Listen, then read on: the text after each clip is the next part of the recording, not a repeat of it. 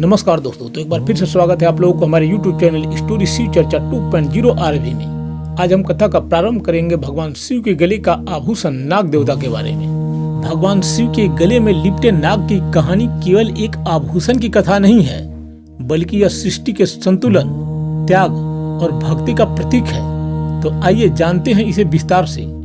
तो चलिए इस पौराणिक यात्रा पर चलते हैं। नागों की अस्तित्व की कहानी सृष्टि के आरंभिक काल से जुड़ी है। ब्रह्मा जी के मानस पुत्र महर्षि कश्यप थे। महर्षि कश्यप की पत्नी का नाम कद्रु था, जो दक्ष प्रजापति की पुत्री थी। महर्षि कश्यप की कई पत्नियां थी, जिनमें कद्रु और बिंता के बीच हमेशा श्रेष्ठता के प्रति स्पर्धा रहती थी। एक बार कश्यप ऋषि ने कद्रु को वरदान मांगने को कहा, तो उसने 1000 पराक्रमी नाग पुत्रों की मांग की।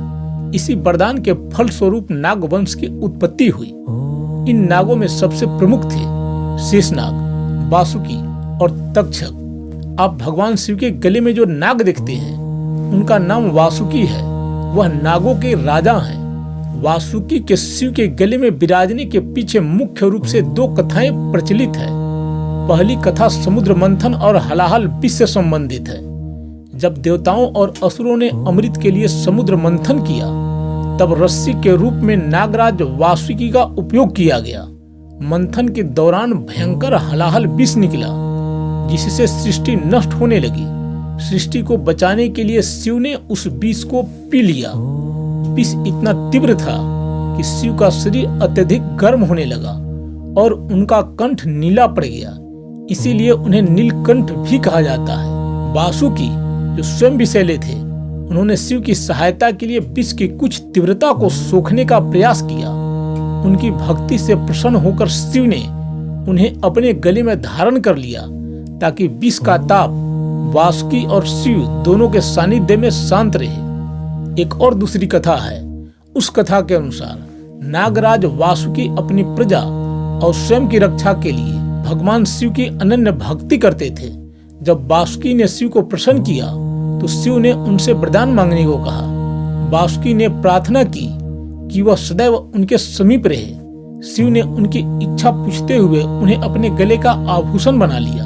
भगवान शिव ने नाग को ही क्यों धारण किया?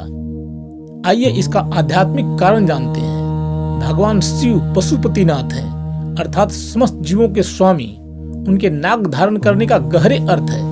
पहला अर्थ है अहंकार पर नियंत्रण। सांप को काल यानी समय और मृत्यु का प्रतीक माना जाता है। शिव ने इसे अपने वश में कर रखा है। दूसरा अर्थ है कुंडलिनी की शक्ति।